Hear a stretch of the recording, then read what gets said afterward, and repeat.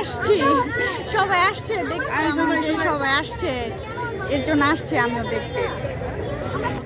আমার বাসা হচ্ছে বসুন্ধরা ডি ব্লক 6 নম্বর রোড।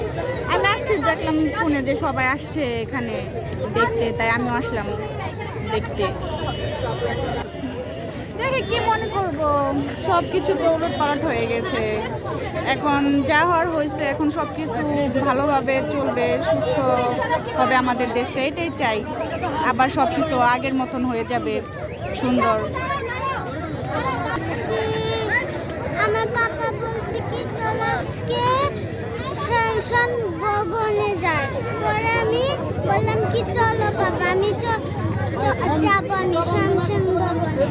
তারপরে নিয়ে আসলো, পরে দেখি কি আমার মা, পরে আমার বাবা ঢুকতে পারছে না এর ভিতরে। আমরা তাড়াতাড়ি করে ঢুকে গিয়েছি, আমি ঢুকতে চাই নাই, পাপা